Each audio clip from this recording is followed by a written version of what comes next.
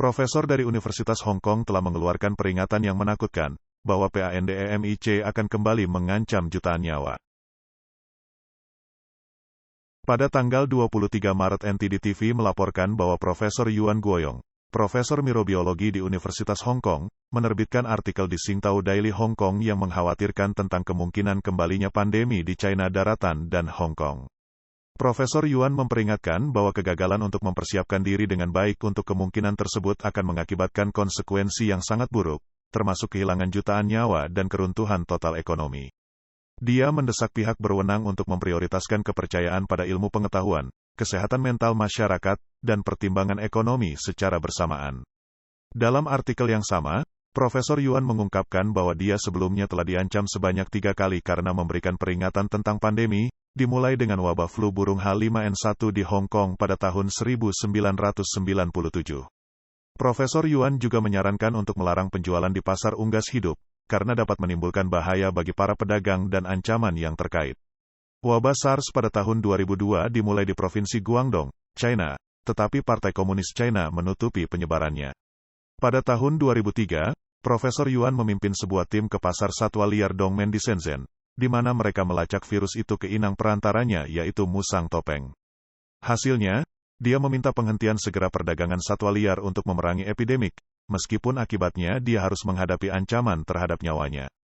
Pada tanggal 27 Maret tahun 2003, Organisasi Kesehatan Dunia, WHO, menetapkan Beijing sebagai daerah epidemi dan mengeluarkan peringatan perjalanan pada tanggal 2 April tahun 2003. Pada saat itu, virus telah menyebar secara global.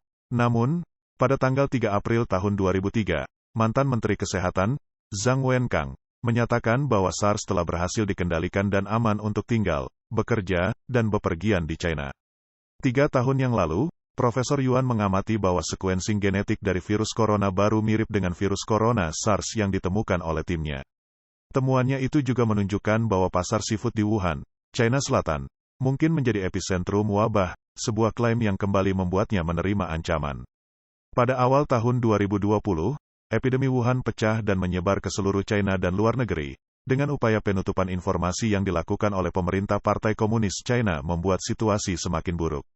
Partai Komunis China mencoba untuk menghindari tanggung jawab atas wabah tersebut, dengan menghalangi investigasi internasional mengenai asal-usul wabah dan juga menyebarkan teori konspirasi yang menyalahkan Amerika Serikat, sehingga menimbulkan kemarahan di masyarakat.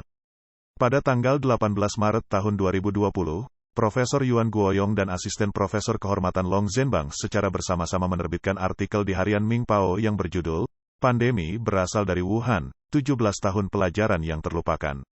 Penelitian mereka menyimpulkan bahwa pasar grosir seafood di Wuhan adalah titik awal dari penyebaran epidemik, dan teori bahwa virus berasal dari Amerika Serikat adalah tidak pantas. Menurut artikel tersebut, kebiasaan mengonsumsi hewan liar adalah penyebab virus, dan Profesor Yuan Guoyong menggunakan sequencing genetik untuk melacak asal-usul virus. Temuannya mengungkapkan adanya strain coronavirus yang memiliki kemiripan 96% dengan coronavirus baru, yang ia percaya sebagai leluhur dari virus tersebut.